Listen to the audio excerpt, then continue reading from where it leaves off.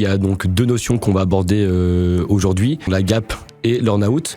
Alors pourquoi ce sont deux notions aussi importantes et qui sont au final qui prennent peut-être 90% des négociations juridiques dans une opération de fusion et acquisition d'entreprise? Comme je l'ai peut-être dit, j'enseigne le M&A à des étudiants de M2, la négociation juridique d'une opération de M&A. Et la première question que je pose à mes étudiants au premier cours, c'est quel est le point le plus important dans une opération de M&A? Donc ils me répondent tous avec des points techniques, la garantie de passif, la clause de non-concurrence. Et moi je leur réponds de manière très simple, en fait, ce qu'il y a de plus important dans une opération de M&A, c'est l'argent. C'est pour côté acheteur, combien ça va me coûter, et côté vendeur, combien je vais encaisser. Et l'earn-out et la garantie de passif cristallisent finalement cette question de l'argent. Pourquoi ? Parce que la garantie de passif, c'est une garantie que le prix payé initialement corresponde finalement à la réalité financière de l'entreprise. Et l'earn-out, c'est le prix, le complément de prix payé dans le futur. C'est pour ça, parce que l'argent, ça reste quand même un point sensible, c'est pour ça que ça cristallise autant le temps de négociation. C'est 90%, comme tu l'as dit, du temps de la négociation. Ce qui est logique, parce qu'au final, l'acheteur veut savoir combien je vais devoir payer et le vendeur veut savoir combien je vais toucher de cette opération. Bonjour à toutes et à tous, bienvenue dans ce nouvel épisode du podcast Une session presque parfaite. Aujourd'hui, j'ai le grand plaisir de recevoir Renée Cadouche, avocate en fusion et acquisition d'entreprise. On va parler des enjeux clés d'une négociation juridique lors d'une opération de M&A de cession d'entreprise. Bonjour Renée. Bonjour. C'est un grand plaisir de te recevoir aujourd'hui dans ce nouvel épisode. On va parler effectivement d'un sujet très important, c'est comment se passent les négociations au niveau juridique d'une opération de fusion et acquisition d'entreprise, et donc de deux gros sujets que sont notamment donc la gap, la garantie d'actifs et de passifs, et l'earn-out. Évidemment, on abordera aussi d'autres éléments clés d'une négociation juridique. Mais avant de rentrer donc dans le vif du sujet, est-ce que tu peux te présenter à nous et nous dire ce que tu fais, s'il te plaît ? Alors, je m'appelle Renée Cadouche, je suis avocat en M&A, Venture Capital, Private Equity depuis 2003. J'ai vécu à l'étranger, à Singapour, de 2012 à 2021. Je suis rentrée en France à l'été 2021 et j'ai rejoint le cabinet Square en tant qu'associé en janvier 2022. Et depuis, j'ai repris une activité domestique en M&A, Venture, que j'exerce depuis en domestique depuis 2022 et tout en continuant une activité résiduelle en Asie. Donc tu fais tout type de deal, oui. Donc du venture, donc de niveau start-up on va dire, comme du LBO, du capital de transmission, développement, c'est ça C'est ça. Un LBO, finalement, quand tu y réfléchis, je mets de côté la partie financement, mais c'est un mélange d'opérations de M&A et d'opérations de venture capital. Un pack d'actionnaires de LBO, il ressemble comme un frère jumeau à un pack d'actionnaires de venture. Tout à fait. Alors, effectivement, on a parlé avant d'enregistrer l'épisode et on le voit aussi lors des négociations dans les opérations de M&A. Au final, la partie juridique est essentielle. À la fois pour le bon déroulé du processus de cession, mais aussi pour l'après-cession, parce qu'il y a donc deux notions qu'on va aborder aujourd'hui, donc deux notions que sont la gap et l'earn-out. Alors pourquoi ce sont deux notions aussi importantes et qui sont au final qui prennent peut-être 90% des négociations juridiques dans une opération de fusion et acquisition d'entreprise ? Alors, moi, comme je l'ai peut-être dit, j'enseigne le M&A à des étudiants de M2, la négociation juridique d'une opération de M&A. Et la première question que je pose à mes étudiants au premier cours, c'est quel est le point le plus important dans une opération de M&A ? Donc ils me répondent tous avec des points techniques, la garantie de passif, la clause de non-concurrence. Et moi je leur réponds de manière très simple, en fait, ce qu'il y a de plus important dans une opération de M&A, c'est l'argent. C'est pour côté acheteur, combien ça va me coûter, et côté vendeur, combien je vais encaisser. Et l'earn-out et la garantie de passif cristallisent finalement cette question de l'argent. Pourquoi ? Parce que la garantie de passif, c'est une garantie que le prix payé initialement corresponde finalement à la réalité financière de l'entreprise. Et l'earn-out, c'est le prix, le complément de prix payé dans le futur. Donc, et c'est pour ça, parce que l'argent, ça reste quand même un point sensible, c'est pour ça que ça cristallise autant le temps de négociation. C'est 90%, comme tu l'as dit, du temps de la négociation. Ce qui est logique, parce qu'au final, l'acheteur veut savoir combien je vais devoir payer, et le vendeur veut savoir combien je vais toucher de cette opération. Tout à fait.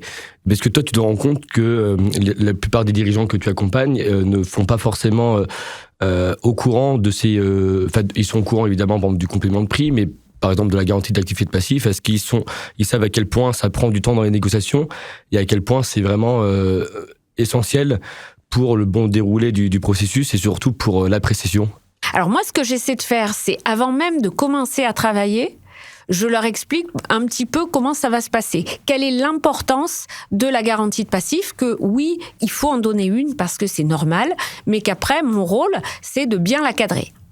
De la rendre aussi théorique que possible. Ce qui, entre parenthèses, correspond aussi à l'intérêt de l'acheteur, parce que le but, quand on négocie une garantie de passif, c'est de jamais la mettre en œuvre, de jamais avoir à la mettre en œuvre. Bien sûr. Et donc, concrètement, comment ça se passe ? Une garantie d'actifs et de passifs, c'est quoi concrètement ? Ça a apporté, pour les personnes qui nous écoutent et qui n'ont peut-être pas forcément aussi connaissance de cette notion, concrètement, comment toi tu l'expliques à tes clients et aux dirigeants que tu accompagnes ? Alors, la garantie de passif, c'est un petit peu, pour des non-initiés, un peu jargonneux, mais c'est quelque chose de très simple. C'est on garantit à l'acheteur le passé avant la vente. Donc, puisque le prix a été fixé en fonction du passé, donc on garantit le passé avant la vente. Et mécaniquement, on fait un certain nombre de déclarations sur divers sujets, comme des sujets de structuration de l'actionnariat. On va garantir, d'abord, on va garantir simplement que la société existe, qu'elle n'est pas en faillite, que finalement qu'il achète vraiment quelque chose. On va lui garantir que post-closing, il y a pas, personne ne va arriver en disant « Au fait, j'ai 10% de la boîte ». On va lui garantir que les contrats sont valables, qu'ils ne sont pas résiliés. On va lui garantir que les comptes ont été établis conformément aux règles comptables, etc., etc. On garantit le passé. On garantit le paiement des impôts, parce que ça cristallise beaucoup de tensions, la Bien partie sûr. taxe. On va lui garantir la conformité par rapport aux règles de droit du travail, par rapport aux URSSAF. Ça aussi, ça cristallise beaucoup de choses. Donc, on garantit le passé.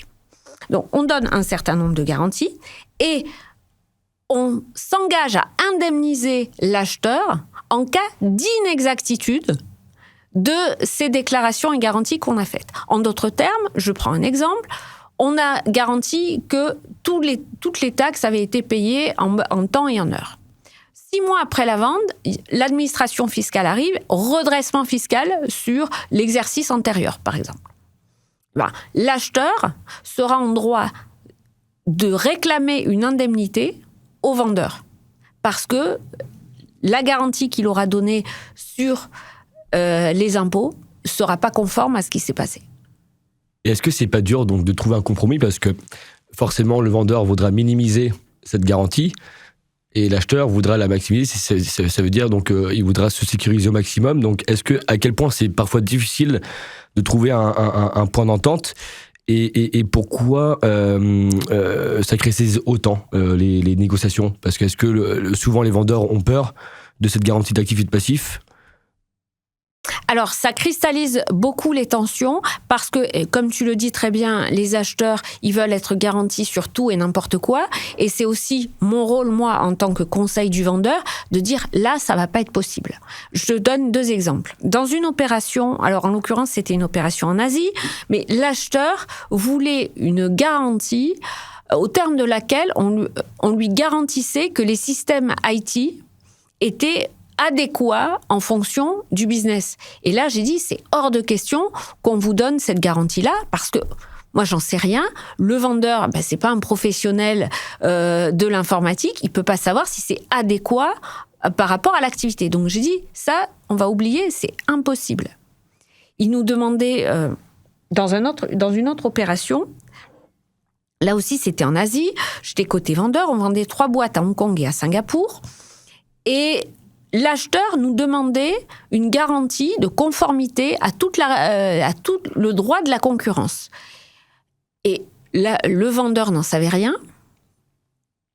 Moi, je ne suis pas spécialiste de droit de la concurrence. Il aurait fallu faire, dans l'urgence, un audit des pratiques pour vérifier qu'on était bien conforme au droit de la concurrence locale. Donc là, j'ai dit non. Alors l'acheteur, il tenait absolument. Donc moi, ce que j'ai fait, pour montrer aussi ma bonne volonté, c'est pas qu'on voulait pas donner de garantie par rapport aux règles de non-concurrence, c'est qu'on voulait savoir à quoi on s'engageait. Donc j'ai dit, donnez-moi une liste des pratiques qui vous inquiètent et on vous dira si oui ou non, on peut la donner.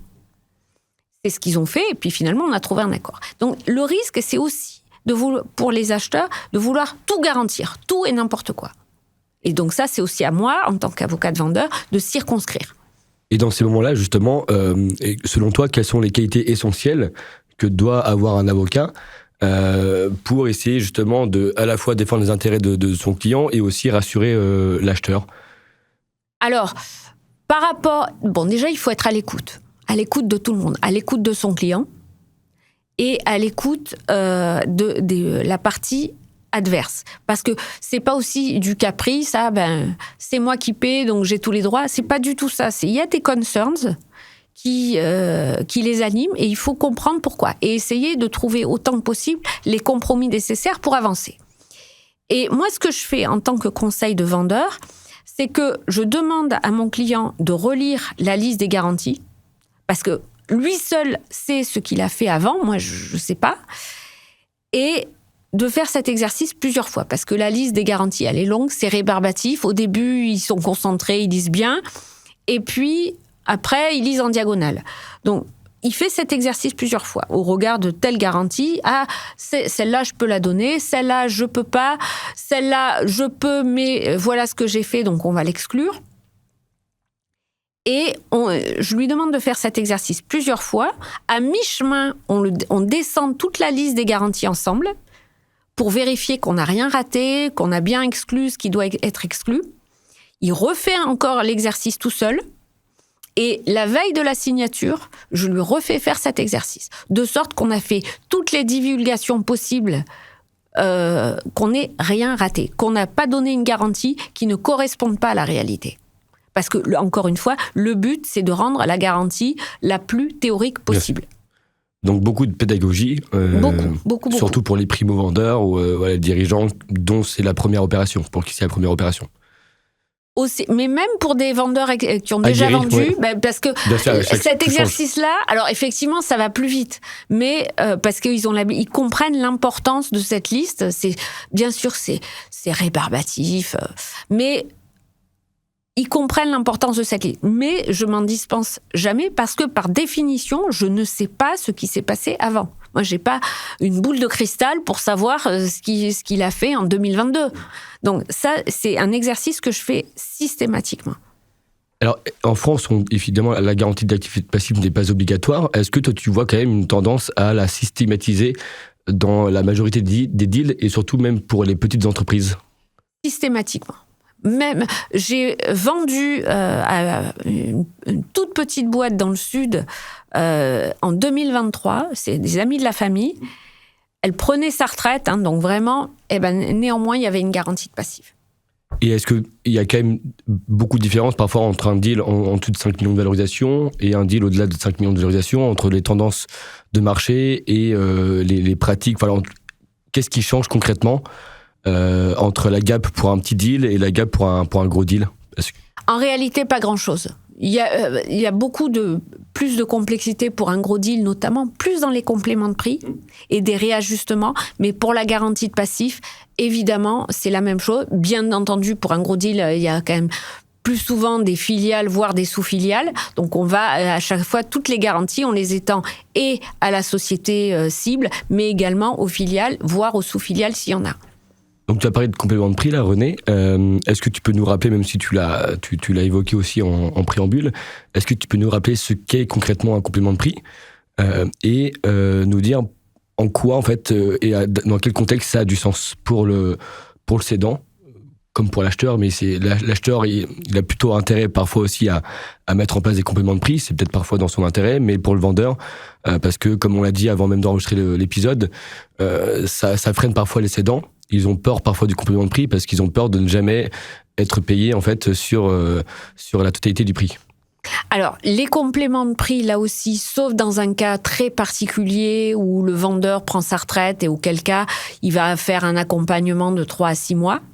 Mais ça, là aussi, ça a tendance à se généraliser. Et c'est compliqué de dire, moi, je veux pas de complément de prix, je vends et je m'en vais. C'est très compliqué.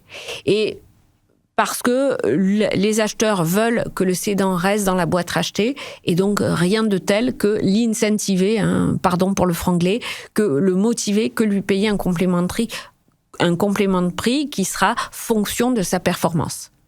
Et tu vois, très souvent, parmi les dirigeants que tu as accompagnés, ça peut être étalé sur combien d'années, le complément de prix Alors, ça peut être étalé sur 2 ou 3 ans, mais ce que j'essaie de faire, c'est, avec le concours du banquier, parce que moi, je structure pas l'earn-out, j'interviens en aval, mais ce qu'on essaie de faire, c'est de faire, si c'est étalé sur plusieurs années, c'est d'en faire 2. On fait un point au bout d'un an, et oui, non, premier earn-out payé, et puis on fait un point au bout de 2 ans ou 3 ans, deuxième earn-out payé.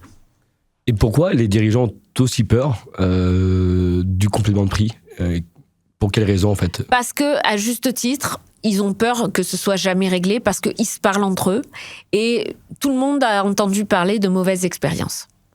Et typiquement, un earn-out, il peut être indexé sur tous les critères possibles et imaginables. Donc très souvent, ça va être sur la rentabilité, donc l'EBITDA. Ça peut être aussi sur du chiffre d'affaires, sur sécuriser parfois certains contrats fournisseurs. Toi, comment tu sécurises le vendeur pour qu'il soit rassuré sur le potentiel d'être payé sur ces compléments de prix? Alors moi, mon rôle en tant que conseil du vendeur, c'est de rendre l'earn-out, un complément de prix, le plus automatique possible, à savoir le plus fonction de la performance possible. Il y a toujours une part d'aléa qui est liée au business, mais ça on maîtrise pas. Et dès lors qu'il performe, il est payé. Ça c'est mon rôle. Donc qu'est-ce que je vais faire ? Je vais traquer le SPA. Est-ce que ça peut avoir une incidence sur l'earn-out ? Et là encore, j'échange beaucoup avec mon client en amont et je lui demande: qu'est-ce qui peut avoir dans tes méthodes de gestion une incidence sur le complément de prix ? Et là, il me le dit, parce que parfois, il y a des choses qui sont assez standards. L'embauche de salariés clés par l'acheteur, par la nouvelle société mère, ou inversement, le licenciement de salariés clés par la société mère. Bon, ça, c'est assez standard. Mais en revanche, il y a des choses qui sont propres à la boîte que je ne peux pas savoir. Donc ça, je le lui demande. Et à chaque fois, je demande une autorisation préalable du vendeur pendant la période de earn-out. Après, il fait ce qu'il veut, je m'en fiche. Mais une autorisation préalable du vendeur sur certaines opérations. Là, ma question que je vais te poser, elle va rejoindre un peu des éléments de réponse que tu viens de donner, René, mais quel piège concrètement doit éviter un cédant quand il accepte un earn-out ? Donner du levier à l'acheteur. Il faut, encore une fois, je répète, il faut que le paiement du complément de prix, de l'earn-out, comme on dit dans notre jargon, soit le plus automatiquement lié à la performance. Après, il y a les aléas de la conjoncture, ça on les maîtrise pas, mais en tout cas, tu performes, tu touches. Ça, c'est quelque chose d'impératif. Et comment j'essaie de m'y prendre ? Je te donne un exemple. Quand c'est fonction de l'EBITDA, je défie EBITDA, tous les parties prenantes savent ce que c'est. En revanche, je le définis très concrètement dans mon contrat de cession. EBITDA signifie, et je définis, Et j'opère dans cette définition un certain nombre de déductions, un certain nombre d'exclusions. Je donne un exemple. Tous les coûts qui pourraient être imposés à la société cible par l'acheteur, je les déduis.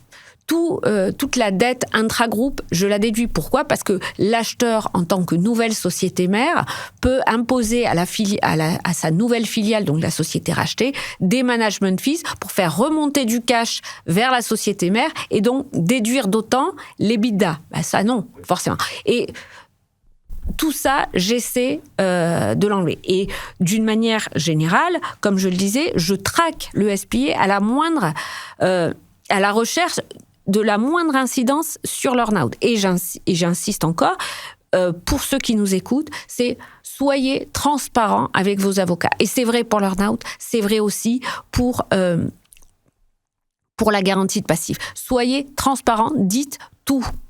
Parce qu'on ne peut pas inventer. On n'a pas une boule de cristal pour savoir ce qu'ils ont fait. On n'a pas une boule de cristal pour savoir si quelque chose dans les méthodes de gestion pourrait avoir une incidence sur l'earn-out. Ça, on ne peut pas savoir. Donc, c'est à eux de nous le dire. On n'est pas des juges, on ne juge pas la moralité. Donc, il faut tout dire. Et justement, alors, tu as parlé donc de SPA, donc de contrat de cession. Donc, est-ce que tu conseilles de tout figer dans ce contrat de cession ou de mettre une annexe plutôt séparée, de façon séparée dans ce SPA ? Alors, peu importe, parce que les annexes, généralement, on prévoit qu'elles ont valeur contractuelle. D'accord. Donc, qu'on le met. Moi, j'aime bien mettre la définition de l'EBITDA en annexe et dire dans ma liste des définitions de l'article 1, EBITDA a la signification qui lui est donnée en annexe temps. Et dans l'annexe, je fais ma liste des exclusions, mais il n'y a pas de règle. Oui. Et alors justement, pour rassurer le cédant sur son potentiel d'être payé, comment bien rédiger l'earn-out pour faire en sorte que les éléments qui vont déclencher ce complément de prix se réalisent et ne laissent pas, on va dire, le vendeur ? Alors, comme je le disais, par exemple, je vais essayer d'imposer à l'acheteur, alors c'est pas facile, mais ce qu'on appelle des restrictive covenants, les mêmes qu'on impose aux vendeurs, puisque effectivement, et ça paraît logique, on se bat pas là-dessus, il y a une obligation de non-concurrence à la charge du vendeur. Bon, c'est logique, il vend sa boîte, il va pas aller monter la même 6 mois après. Bon, ça paraît logique. Et donc, j'essaie d'imposer la même chose pendant la période de earn-out. Après, il fait ce qu'il veut, je m'en fiche. J'essaie d'imposer à l'acheteur une obligation de non-concurrence similaire, parce que j'ai pas envie, il a payé ma boîte X, il rachète une boîte similaire qui fait 3X, évidemment, il va plus miser sur l'autre, et donc moi, il va me cannibaliser mon chiffre d'affaires, et donc ma rentabilité, et donc ça met en danger le paiement de l'earn-out. Donc là, j'essaie d'imposer des règles de gouvernance, comme je disais, une autorisation préalable du vendeur pour un certain nombre d'opérations qui peuvent avoir un impact sur l'earn-out. Pendant la durée de l'earn-out. Après, je m'en fiche. Oui. Donc, c'est-à-dire que tu peux empêcher l'acheteur de procéder à certaines dépenses. Voilà, tout à l'heure, tu as parlé de recrutement. Est-ce que on est en capacité, justement, d'empêcher l'acheteur, pendant toute la durée du complément de prix, de faire certaines dépenses qui seraient peut-être pas forcément des dépenses courantes ou ordinaires pour l'activité de l'entreprise ? Alors ça, cette question des dépenses, je la mets dans la définition de l'EBITDA. Je déduis ces dépenses qui seraient imposées par l'acheteur. En revanche, moi, ce que je veux éviter, c'est... Parce que ça arrive, ils rachètent une boîte, ils veulent mettre des gens à eux. Oui. Et alors, a fortiori, quand il y a une dimension internationale, quand on rachète une boîte à l'étranger, on pense qu'on gère mieux la boîte depuis la France. Et donc, on impose des salariés clés sans demander l'avis aux vendeurs. Et ça, c'est hors de question. Ça, c'est hors de question parce que ça désorganise l'entreprise, ça désorganise... et donc, ça peut avoir une incidence, encore une fois, sur l'earn-out. Oui, parce que tout ça, c'est pour éviter effectivement les manipulations possibles dans l'earn-out, parce que j'imagine que toi, comme aussi dans chaque épisode, j'aime bien évoquer des exemples concrets. Toi, ça t'est déjà arrivé, évidemment, j'imagine peut-être, d'entendre des dirigeants qui n'ont jamais perçu le moindre complément de prix? Oui, moi j'ai eu des vents, parce que j'écoute beaucoup, j'ai eu vent d'histoires épouvantables, alors qui, entre guillemets, m'ont traumatisée. Oui. Je te parlais tout à l'heure d'un ami à moi qui a vendu sa boîte il y a une dizaine d'années et dont la rentabilité était fonction des modes de facturation. Et donc, personne ne lui avait posé la question. Donc, l'acheteur, sitôt le deal closé, avait modifié les modes de facturation et donc il n'a pas eu son earn-out. De la même manière, j'ai un de mes amis aussi qui m'a raconté l'histoire, il était vert, il n'a pas eu son earn-out parce que, alors c'était une acquisition par tranche, mais la logique est la même puisque le paiement des tranches ultérieures est fonction de formules de calcul qui sont similaires à un earn-out. Mais lui, il restait aux commandes de la boîte en tant que DG et on n'avait pas modifié les statuts. Donc le DG était révocable sans juste motif. Donc qu'est-ce qu'ils ont fait les acheteurs? Ils l'ont révoqué. Ils ont invoqué, parce j'avais vu le pacte, il me l'a montré après, il y avait du good et du bad liver. Ils l'ont révoqué en inventant des fautes. Ils lui ont dit, tu es bad liver. Et lui, il n'est pas content, mais après, sauf à aller poursuivre en justice, il ne peut rien faire. Et donc, ils ne lui ont pas payé l'earn-out. J'ai entendu aussi une histoire d'une start-up qui avait été rachetée par un grand groupe. Et le vendeur était assez libre de la gestion, mais il y avait des droits de veto de l'actionnaire et des choses assez standards. Et notamment une clause qui lui faisait obligation de solliciter l'accord de l'actionnaire pour l'expansion à l'étranger. Et lui, il voulait aller à l'étranger parce qu'il savait que le chiffre d'affaires allait exploser. Et donc, son earn-out. Et l'actionnaire a mis son veto parce qu'il savait qu'il allait surperformer et qu'il allait devoir lui payer son earn-out. Et donc, à ce que je sais, il est parti. Parce que c'est toujours, après coup, effectivement, il y a toujours parfois plus facile de dire, effectivement, on aurait dû mettre telle clause, mettre telle interdiction. Mais par exemple, pour l'histoire où le dirigeant n'a pas eu son complément de prix parce qu'il y a eu un changement de facturation, de méthode de facturation, est-ce que, selon toi, ça aurait pu être aussi prévisible et contractualisé dans le SPA ou dans l'earn-out? Pour moi, oui. C'est ce que j'essaie de faire. C'est encore une fois des autorisations préalables du vendeur pendant la période de earn-out sur certaines opérations. Et c'est pour ça aussi que je demande en amont, qu'est-ce qui, dans tes méthodes de gestion, pourrait avoir un impact sur l'earn-out, sur la rentabilité. Bon, ça, je peux pas l'inventer. Bon, le recrutement, oui, ça, c'est logique. Bon. Mais en tout cas, sur les méthodes de gestion, moi, je sais pas. Donc, je lui demande en amont. Et je demande une autorisation préalable. Et après, même quand tu as tout prévu, il y a des aléas que tu maîtrises pas. L'exemple que je te citais sur l'expansion à l'étranger, tu vois, le vendeur avait la main sur la boîte, mais effectivement, il pouvait pas faire n'importe quoi sans en référer à l'actionnaire. Et au moment de la négociation, oui, il y a ce risque, mais ça, tu peux pas refuser un droit de veto à l'actionnaire. Ça, c'est pas possible. Donc, ça nécessite quand même d'avoir une fine connaissance de l'acheteur aussi, et de bien comprendre son organisation, ses méthodes de fonctionnement, aussi, j'imagine, pour pouvoir aussi mieux anticiper parfois... Oui, c'est bien, oui, c'est bien de l'avoir. Et comment tu fais justement pour bien essayer de bien comprendre l'acheteur? Est-ce que tu vas faire un audit? Est-ce que tu vas discuter longuement avec à la fois l'actionnaire principal et son conseil juridique? Oui, beaucoup. Mais de toute façon, c'est la clé dans une négo. C'est se taire et écouter. C'est pas parce que on parle beaucoup qu'on défend mieux les intérêts de son client. Bien sûr. C'est très, très important d'écouter. Moi, je le vois, je peux pas rester un meeting de négociation, surtout le premier, sans rien dire. J'écoute. Et j'en perds pas une miette. Est-ce que, alors, on entend effectivement souvent, peut-être parfois des compléments de prix qui sont jamais payés. À l'inverse, est-ce que c'est possible de prévoir des clauses de rachat anticipé de l'earn-out si les objectifs qui ont été fixés ont été atteints rapidement et plus vite que prévu? Oui, bien sûr, c'est possible. Moi, ce que j'essaie de faire, c'est prévoir un versement anticipé, par exemple, en cas de changement de contrôle de l'acheteur. Il était prêt à rester parce que l'actionnaire principal du groupe acheteur, il le connaissait bien. Bon, c'est racheté par quelqu'un qu'il connaît pas, il n'a pas envie de rester dans le groupe. Oui, ça, j'essaie de le demander. Alors, on va revenir maintenant à nouveau sur la gap, parce que ça reste un élément essentiel aussi pour le bon déroulé d'une opération de M&A. Concrètement, pour un dirigeant qui nous écoute, c'est quoi les points essentiels et surtout les points sensibles qui se négocient et que toi tu vois souvent, en tous les cas, bon, tu as parlé tout à l'heure surtout des contrôles d'URSSAF, impôts, etc. Mais voilà, concrètement, quels sont ces points essentiels à négocier et qui doivent être évoqués pour la bonne rédaction d'une gap? Alors, il y a des choses très importantes, et ça, c'est encore une fois, c'est du dialogue entre l'avocat et son client, c'est les exclusions de garantie.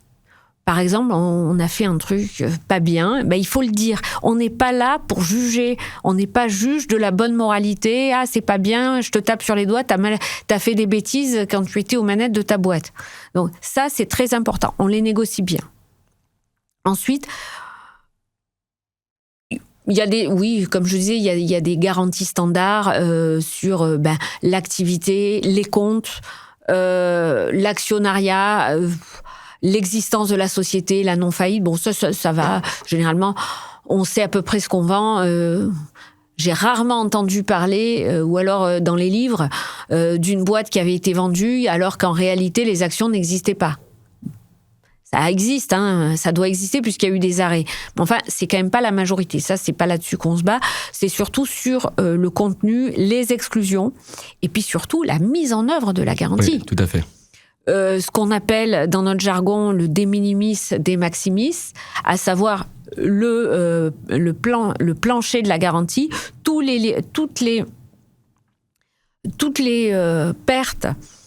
les pertes inférieures à un certain montant, elles sont pas indemnisables. Bon, ça, évidemment, l'intérêt de l'acheteur, c'est que ce plancher soit le plus bas possible, et inversement, c'est le plancher, soit pour le vendeur, doit être le plus haut possible. Évidemment, il faut être de bonne foi. Bien sûr. Tu vas pas, quand tu es acheteur, tu vas pas demander d'emblée 1 000 euros et puis acheteur et vendeur 300 000 euros. Je dis n'importe quoi. Il faut être de bonne foi. Il faut que ça corresponde à la réalité de la société. Et ça, et après, franchement, c'est des discussions.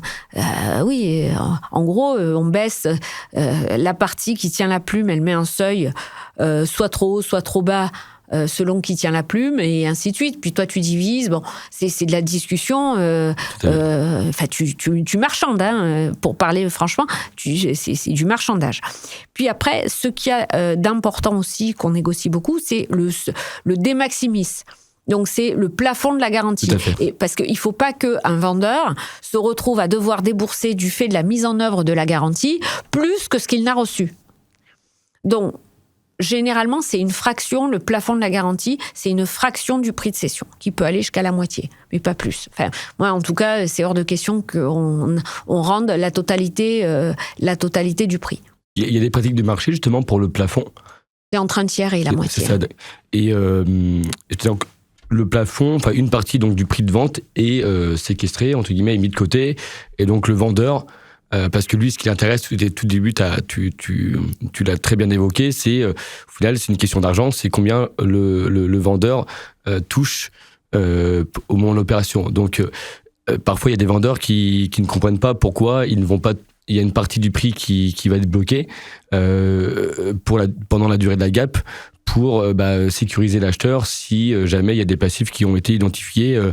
Et qui doivent être, on va dire, peut-être remboursés par le vendeur.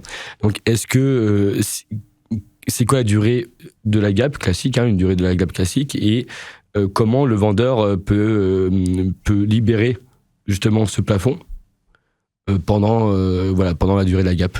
Alors, moi, ce que j'essaie de faire, plutôt que faire, comment on dit en français, un séquestre, d'une fraction du prix, j'essaie de demander, mais ça dépend beaucoup de la taille du deal, j'essaie de demander une assurance. Ça sécurise tout le monde est content. J'essaie de demander une assurance. Et quand je ne peux pas l'avoir, je prévois un étalement pendant tout... Alors, la garantie, généralement, c'est entre 12 et 24 mois, ça dépend des opérations. plus en matière sociale et fiscale, le délai de reprise de l'administration. Donc même si tu as une durée contractuelle de 12 mois, par exemple, tu auras, mais que le délai de prescription en matière fiscale, c'est 3 ans plus l'année en cours, tes garanties fiscales, elles vont durer toute la durée de la prescription. Et ce que j'essaie de faire, c'est de prévoir un étalement, un échelonnement de la main levée du séquestre. Parce qu'on le sait tous, les problèmes arrivent très vite. Quand il y a un problème lié au passé, c'est rarement 3 ans après la vente de la boîte que ça arrive. Ça survient la première année. Donc en fait, j'essaie de prévoir si j'ai une garantie de 18 mois, une main levée du séquestre la première année, et puis encore une partie... et la suite, 6 mois plus tard. Et bien justement, pour rebondir sur ta réponse, selon toi, quels sont les points qui sont souvent négligés dans la GAP et qui peuvent coûter très cher si jamais il y a un contentieux qui arrive post-opération ?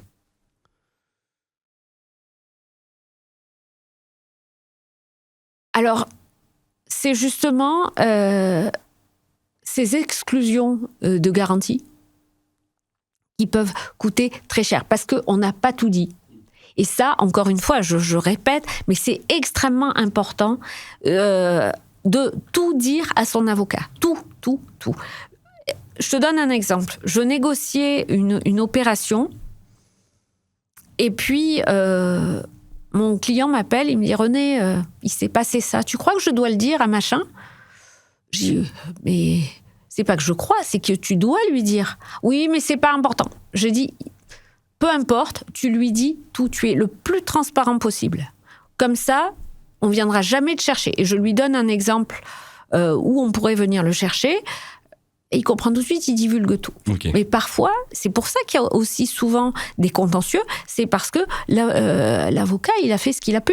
Mais encore une fois, on ne peut pas deviner. Donc si le client, parce qu'il a peur de notre jugement moral, ne nous dit pas tout, au final, nous, on fait ce qu'on peut. Donc c'est avant tout une question de transparence et de confiance aussi. Et effectivement, voilà, c'est bien, je pense que tu le dises aussi. Que vous n'êtes pas là pour... Mais on n'est pas là pour juger. Pour juger, et au contraire, vous êtes, votre seul intérêt, votre rôle, du moins, c'est de défendre... Au mieux de ses intérêts. Les intérêts Mais moi, pour avoir la vision la plus complète possible des intérêts de mon client, c'est qu'ils me disent tout. Parce qu'il y a des choses que je ne peux pas inventer. Tout à fait. Et de la même manière, alors là, c'est quelque chose qui m'est arrivé, parfois les acheteurs, c'est des filous, si j'ose dire.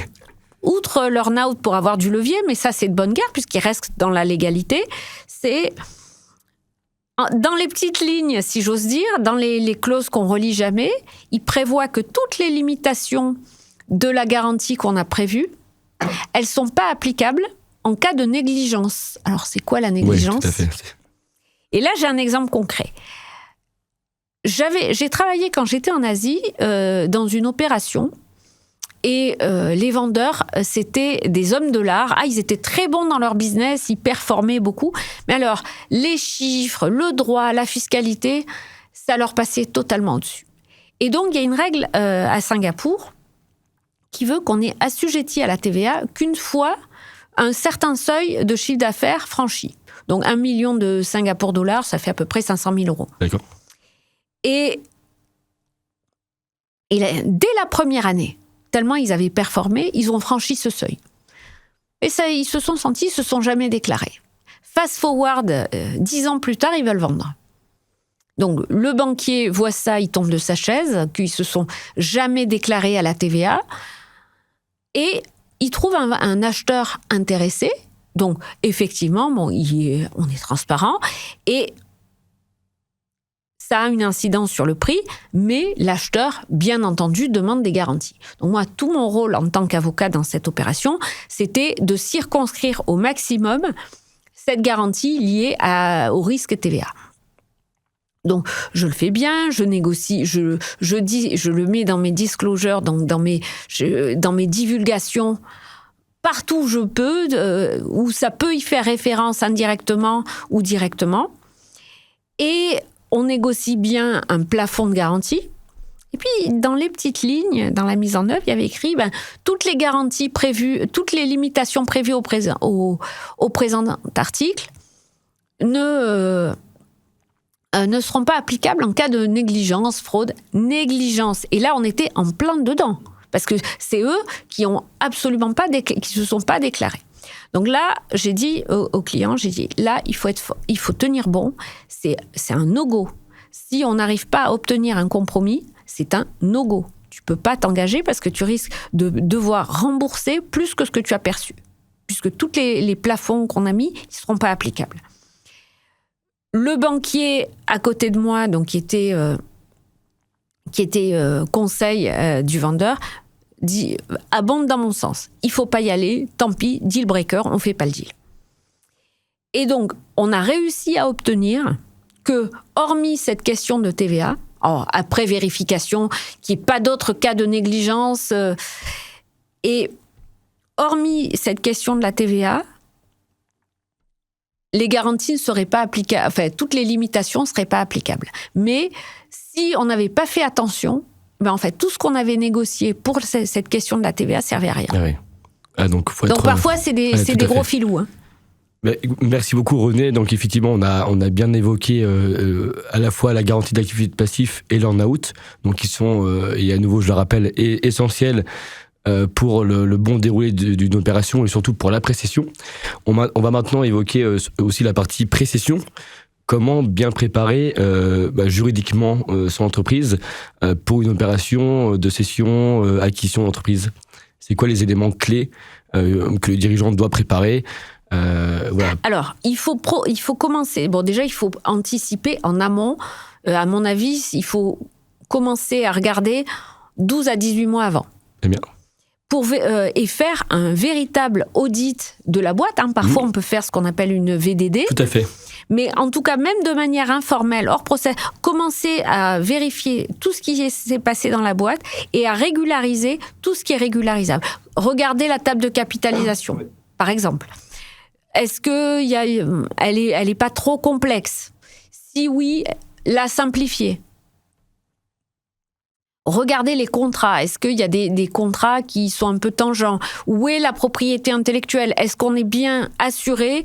Et c'est important dans les sociétés technologiques. Est-ce qu'on est bien assuré que toute la propriété intellectuelle attachée à la technologie appartienne à la boîte? Parce que tu sais, au début, parfois, on est allé voir des développeurs, on n'a pas fait un contrat très bien ficelé, on a écrit en une ligne que la propriété intellectuelle du code appartiendra à la boîte, mais c'est pas suffisant. Et donc, faire ce travail de vérification en amont. Ensuite, il y a on fait tout en parallèle, évidemment. Il peut y avoir un travail de restructuration du groupe. Parce que ça peut arriver, et je l'ai vu plus d'une fois, qu'il y ait plusieurs sociétés qui n'ont pas de lien entre elles. C'est les mêmes actionnaires, mais ils ont fondé plusieurs sociétés. Donc, essayer de rationaliser les structures, de sorte d'avoir une holding de tête avec plusieurs filiales, voire sous-filiales. De sorte qu'on ait un schéma le plus simple possible. Les acheteurs, comme les fonds d'investissement en matière de venture, ils aiment les choses simples. Les usines à gaz, c'est non. Ah oui, c'est un no-go. Pourquoi? Pas clair, pas bon. Ils y vont pas. Donc, il faut avoir une structure juridique la plus simple possible. Après, ça va... Parfois, il y a une structure simple, mais il faut transformer la société à vendre. SARL, no go. Personne n'achète des parts sociales aujourd'hui. Donc, il faut la transformer en SAS. Donc, tout ça, il faut le penser en amont. Il vaut mieux être prêt 6 mois avant de lancer le processus de vente que être pris par le temps. Tu as parlé donc aussi d'une notion, d'un sujet, c'est nettoyer la table de capitalisation. Est-ce que tu peux rappeler ce que c'est une table de capitalisation pour les dirigeants qui n'ont peut-être pas forcément connaissance de ce terme, et à quel point c'est important de la nettoyer et de restructurer l'actionnariat parfois en amont d'une opération de M&A? Alors, la table de capitalisation dans notre jargon, c'est un tableau qui résume qui est actionnaire et à hauteur de combien d'actions. Et donc, on a la totalité. Il y a parfois de l'actionnariat virtuel, si j'ose dire, des gens qui auraient des options, alors options au sens économique du terme, hein, pas au sens juridique, mais au sens économique du terme, tels que des bons de souscription d'actions, tels que ce qu'on appelle des bons de part de souscripteurs, des bons de souscription de part de créateurs d'entreprises qui sont réservés aux salariés, aux mandataires sociaux, qui peuvent être exercés et devenir des actions. Mais tout ça, ça doit être pris en compte dans la table de capitalisation. Et donc, après, s'assurer également que les chiffres qui sont indiqués dans la table de capitalisation correspondent à la réalité juridique. Là, il y a des documents officiels qui sont le registre des mouvements de titres qui établissent la véracité de l'actionnariat. Donc, il faut pointer et vérifier que notre cap table est juste juridiquement. Et pourquoi c'est important de la nettoyer ? Parce que, et là j'ai encore un exemple en tête, là je travaille pour une très belle boîte et c'est aussi pour ça que j'ai été mandatée. L'année dernière, en début d'année 2024, ils ont cherché à vendre. Il y a 96 actionnaires dans la cap table.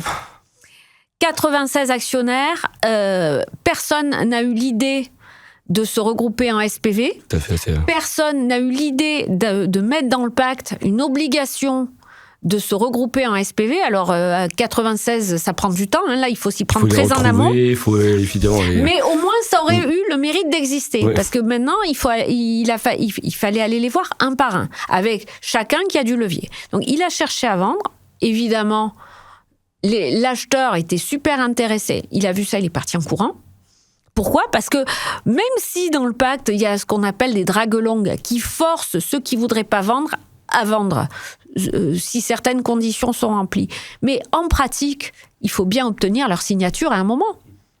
Donc tout ça, ça prend du temps. Recueillir 96 signatures, c'est pas pareil qu'en recueillir 5 ou 6. Ah, bien sûr. Donc, et je passe sur les questions de répartition du prix. C'est un cauchemar. Faire 96 virements, enfin, un cauchemar.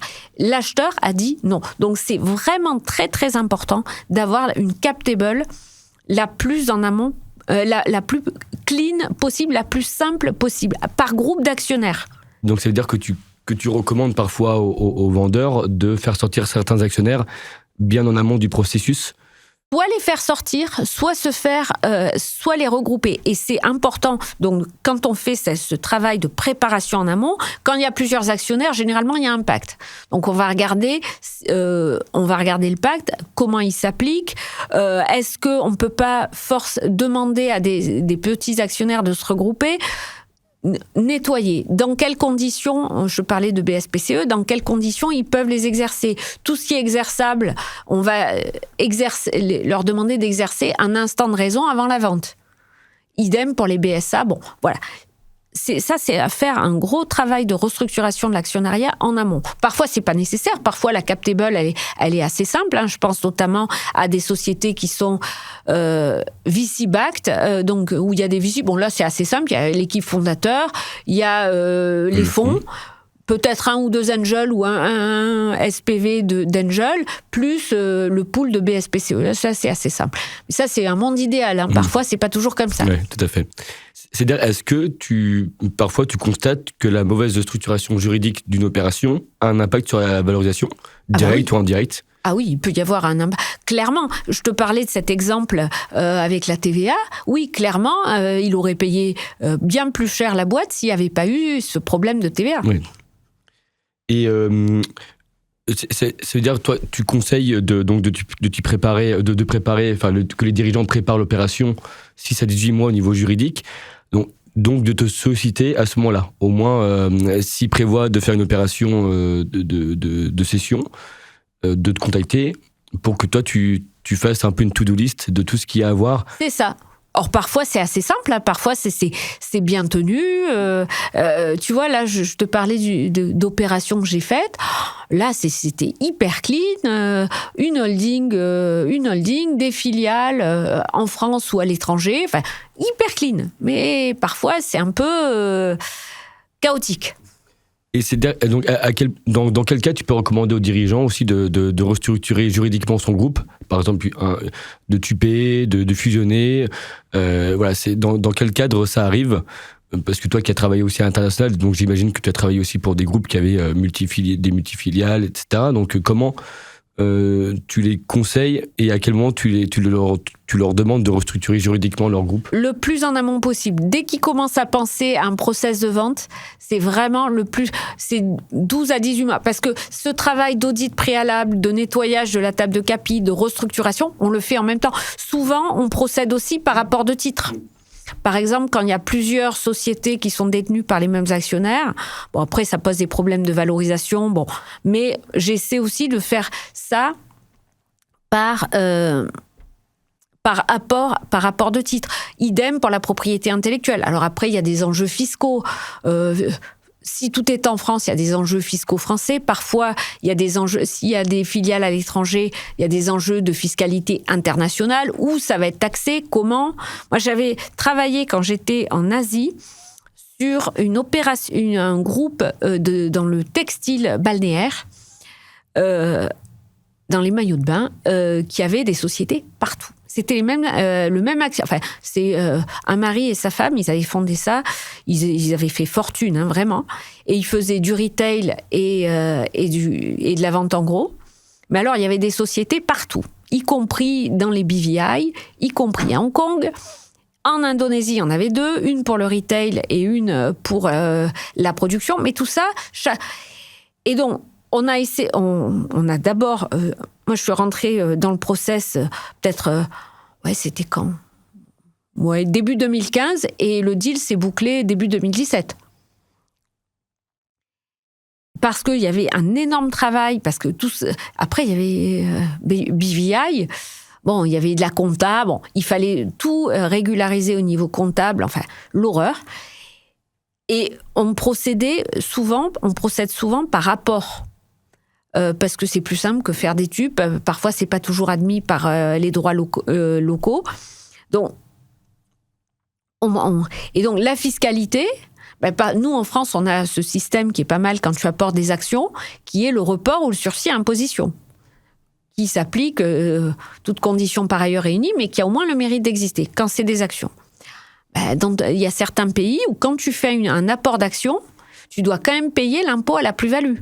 Même si tu as été rémunéré en action et non en cash, donc tu n'as rien touché. Tu dois quand même payer l'impôt. Donc tout ça, ça a été pris, ça doit être pris en considération. Les enjeux fiscaux sont extrêmement importants. Qui dit restructuration, de toute façon, dit enjeux fiscaux. Au niveau juridique, c'est assez simple. La difficulté, c'est en taxe. Je voudrais aussi revenir justement sur la partie groupe multifilial. Pour un groupe justement multifilial, quelles sont les erreurs classiques, les pièges qui pourraient impacter la vente, la valorisation ? Alors, encore une fois, c'est à ne pas avoir une structure simple et avoir les actifs ailleurs que dans la holding. Parce que ça a un impact. Ça, c'est très important. Et surtout, ça dépend. Et dans les opérations internationales, encore plus. Parce que si tu as les actifs qui sont abrités dans des pays à faible sécurité juridique, ça a un véritable impact dans la valorisation. On ne peut pas toujours les remonter. Ça, c'est... Et qui dit aussi international, dit aussi différence de culture. Oui. Donc, je voulais aussi évoquer cet aspect-là avec toi. À quel point les différences de culture peuvent aussi impacter un deal et qu'est-ce qui change concrètement dans les négociations ? Alors, moi j'ai coutume de dire, il ne faut pas sous-estimer les différences culturelles, mais il ne faut pas les surestimer non plus. Pour moi, les préoccupations des parties, qu'on soit à Paris, à New York, à Singapour ou à Tombouctou, les préoccupations des parties, c'est le même. C'est combien je vais payer, combien je vais toucher. Ça, c'est toujours pareil. En revanche, où ça a un impact, c'est sur le déroulé de la négociation. Et j'ai déjà vu, pas souvent, heureusement, mais j'ai déjà vu des deals carrément ne pas se faire pour des différences culturelles. On a mal interprété le comportement de l'autre ou ralenti. Ne pas se faire, c'était dans le venture. Moi, j'étais côté start-up, c'était une série A et c'était un CVC japonais. On est content, on a une term sheet, on est quasi en agree de forme. Et en fait, on a sous-estimé l'importance du facteur culturel parce qu'en fait, la personne qui avait signé avait outrepassé la hiérarchie de la boîte. Ah oui, d'accord. Il avait tout pouvoir, mais lui, je ne sais plus quel était son poste, donc s'ils y veulent, mais il devait... je ne sais pas si tu as déjà travaillé avec des Japonais, mais c'est très, très hiérarchisé. Ils arrivent dans une réunion de négociation, ils arrivent à 15, tu poses une question à quelqu'un, ça remonte toute la chaîne, il y a la réponse, puis ça redescend. Et ben là, c'était pareil. Bon, dans la négociation, mais aussi pour la term sheet. Et à un moment, il nous dit, ben en fait, je crois qu'on ne va pas pouvoir avancer parce que, en fait, la term sheet, je l'ai signée sans passer par la hiérarchie de la boîte. Alors qu'il avait, en théorie, tout pouvoir. C'est ce qu'il nous avait dit. Le deal, c'est pas fait. Et la start-up, à ma connaissance, en tout cas, moi, j'en ai entendu parler, mais ils n'ont jamais réussi à lever. C'était avant le Covid. Ce serait quoi les conseils que tu donnerais à un vendeur quand il vend à un acteur étranger ?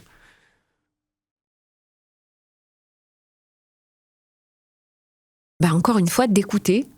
Puis il y a des règles. Par exemple, quand tu as des acheteurs anglo-saxons, et notamment américains, eux, ils sont pas là pour faire pour s'amuser, si j'ose dire. C'est to the point. Et donc, ce qui peut apparaître brutal chez eux, pour eux, c'est une façon de faire du business. On est là pour faire du business, on n'est pas là pour te faire plaisir. Donc, ils vont to the point. Et donc, nous, on peut interpréter ça comme de la brutalité et se braquer. Donc, il faut leur expliquer qu'il n'y a rien de personnel, c'est uniquement du business pour eux. Et donc, il ne faut pas se braquer. Et tu as un exemple concret récemment, justement, peut-être d'un deal que tu as pu accompagner, que tu as pu mener jusqu'au bout, avec une différence culturelle qui est assez importante ? Alors oui, j'ai conseillé des acteurs asiatiques qui rachetaient une boîte en France, dans un contexte un peu particulier, parce qu'il y avait un conflit entre actionnaires-vendeurs, et donc ils voulaient prévoir une modalité particulière de paiement du prix. Et il faut savoir qu'en common law, dès lors que tu as une contrepartie, ce qu'on appelle en common law une consideration, tu peux faire ce que tu veux. Et nous, en France, ça ne marche pas comme ça. Nous, il y a des mécanismes de paiement pour le compte de tiers qui sont prévus par le Code civil et tu ne fais pas un mix de tout. C'est soit tel mécanisme, soit tel autre. Et ce qu'ils voulaient faire, c'était sui generis, ça n'existait pas. Je leur ai expliqué, 20 fois, c'est pas possible. Et 20 fois, ils ne comprenaient pas. Et donc, tout ça, ça a ralenti, en plus dans un contexte conflictuel, ça a ralenti le process. Mais on a fini par closer. Écoute, merci beaucoup René. On arrive presque au terme de cet échange. Je voudrais, comme pour chacun des épisodes, conclure avec des conseils, même si tu en as donné une tonne évidemment durant cet échange. Mais concrètement, et pour synthétiser un peu, quels conseils tu donnerais à un dirigeant d'entreprise qui voudrait préparer juridiquement sa boîte avant de la vendre ? Alors, anticiper. Ça, c'est un maître mot. J'ai coutume de dire que, comme dit Garry Kasparov, la vie est une partie d'échecs. La vie d'une boîte aussi. La vie juridique d'une boîte aussi. Donc, anticiper, il faut avoir vraiment plusieurs coups d'avance par rapport au process de vente. Faites entrer un avocat dans la boucle le plus tôt possible. Et pour restructurer, et même quand on rentre dans le dur de la négociation, faites entrer un avocat. N'attendez pas que la LOI soit signée. Oui. Il faut faire, dès qu'il y a une LOI qui circule, une lettre d'intention, un document préliminaire qui n'est pas juridiquement contraignant, mais qui est au moins moralement contraignant, il faut que ce soit bien cadré par un avocat. Ça, c'est extrêmement important, parce que sinon, après, si on arrive une fois que la lettre d'intention est signée, on rame à contre-courant. C'est pas simple. Je te parlais de l'importance de demander à l'acheteur une clause de non-concurrence. J'ai l'exemple. J'avais suivi le process de près parce que c'est moi qui étais à l'origine du deal, mais je suis rentrée en tant qu'avocat une fois que la LOI était signée. Résultat, le banquier et le client, ils avaient bien cadré l'earn-out, la structuration, tout ça. Ça, c'était bien cadré. En revanche, les clauses juridiques, il n'y avait rien. Résultat, moi, j'ai demandé, comme je fais toujours, une obligation de non-concurrence. On m'a dit, non, c'est pas dans la LOI. J'ai dit, oui, mais La LOI, elle n'est pas contraignante. Ah oui, mais à quoi ça sert de faire ci? Et donc, j'ai réussi non pas à avoir une clause de non-concurrence, ça j'avoue, j'ai pas réussi, mais en tout cas, je l'ai bien cadré, de sorte que j'ai pu limiter les risques. Si j'étais rentrée pendant la discussion sur la LOI, je l'aurais imposée. Pendant la période de earn-out, après je m'en fiche. Donc, faites entrer un avocat pour restructurer. Après, une fois que le travail de VDD/restructuration est fait, l'avocat suit ça de loin. Pendant les discussions avec des vendeurs potentiels, ça sert à rien. En revanche, dès qu'il y a un document préliminaire qui commence à circuler, faites entrer un avocat tout de suite. Et surtout, soyez transparents, je ne le dirai jamais assez. On n'est pas des pères ou des mères la morale à vous juger. On est là pour vous aider. Si vous ne nous dites pas tout, on ne peut pas vous aider au mieux de vos intérêts. Ça, c'est extrêmement important. Et j'ajouterai, alors là, c'est pas juridique, c'est plus financier, faites-vous accompagner pour négocier le prix par un conseil financier. Parce que je le vois, certains disent « Ah ben, j'ai pas besoin, moi je connais bien la finance, je vais me faire accompagner, je vais le faire tout seul ». Puis après, ils arrivent « Ah, allô, tu peux m'aider, tu peux me recommander quelqu'un parce que je sais pas le faire ». Donc, faites-vous accompagner par un conseil financier pour négocier le prix. Soit pour trouver un acheteur, soit pour mettre en concurrence plusieurs acheteurs, soit si vraiment il n'y en a qu'un qui vous a contacté en direct, vous le connaissez bien, faites-vous au moins accompagner à minima pour négocier le prix et structurer l'earn-out. C'est important que tu le dises, effectivement. Je voudrais aussi rebondir sur la VDD, donc l'audit vendeur, parce que tu l'as évoqué à 2 reprises, notamment pour revenir aussi sur le début de notre échange qui concerne la GAP. Est-ce que faire une VDD peut limiter la pression sur la garantie d'actifs et de passifs? Oui. Oui, moi je le c'est pas très courant. La due diligence, qu'elle soit juridique, financière, de plus en plus compliance ou cybersécurité, elle est systématique côté acheteur, mais la VDD, pas toujours. Moi, je le recommande. Et même parfois maintenant, pour les plus petits deals, nous aussi, on recommande parfois aussi de faire des VDD parce que bon, ça accélère le processus, ça rassure aussi les acheteurs et ça permet aussi de mieux négocier le prix et éventuellement donc les garanties qui seraient exigées pour la garantie d'actifs et de passifs. Et puis, ça permet de détecter en amont les éventuelles irrégularités qu'on peut régulariser et puis c'est plus un sujet pour la garantie. Exactement. Merci beaucoup René pour ce très bel échange. C'est vrai que le temps est passé très rapidement, mais en même temps ça m'étonne pas pour des sujets aussi passionnants avec quelqu'un aussi de passionné. Alors pour conclure, donc 2 questions. Est-ce que déjà tu peux rappeler ce que tu fais pour les personnes qui seraient allées au bout de l'épisode, comme ça si jamais certains dirigeants sont en train de réfléchir à une opération, de quelle manière ils pourraient te contacter, et ensuite je te laisse carte blanche pour dire le mot de la fin, soit en lien avec notre sujet du jour, ou ce que tu veux, évidemment, c'est toi qui as le maître mot de la fin. Alors, moi, comme je l'ai dit d'emblée, je suis avocat dans le M&A et le venture capital / private equity depuis le début de ma carrière en 2003. J'ai commencé, même pendant mes études, si j'ose dire, j'en faisais déjà, parce que j'ai beaucoup fait de ce qu'on appelle, dans le langage universitaire, de droit contractuel des sociétés. Donc déjà, c'est en plein dedans. J'ai fait mon doctorat sur ce sujet. Bon. Et donc, je suis avocat, M&A, venture, private equity en France et à l'étranger, puisque j'ai vécu 9 ans en Asie. Donc jusqu'à aujourd'hui, j'ai encore quelques opérations en Asie quand on vient de me solliciter. L'année dernière, j'ai bouclé 3 opérations. Et voilà, vous pouvez me trouver à mon nom, René Cadouche, via LinkedIn. Je pense que c'est le plus simple pour me connecter et me contacter. Après, on peut me contacter via le site du cabinet, mais je pense que LinkedIn, c'est la meilleure méthode, c'est très informel. Tout à fait. Et le mot de la fin, René, est-ce que tu as une dédicace à faire, une pensée ou un mot qui... Je voudrais remercier mes clients qui me font confiance et sans lesquels je ne serais pas là aujourd'hui, parce que tout ce savoir pratique, c'est eux qui me l'ont donné en réalité. Merci beaucoup René, c'était un très bel échange, c'était passionnant. Et on se dit à très très vite. À bientôt. Et merci en tous les cas d'être allé au bout de l'épisode. J'espère qu'il vous a plu. Et pour la moindre question en lien avec la partie juridique d'une opération de cession, transmission d'entreprise, de rachat d'entreprise, n'hésitez pas à contacter René Cadouche. Je mettrai évidemment son contact dans la description de l'épisode. Merci à toi René. Merci. À très vite.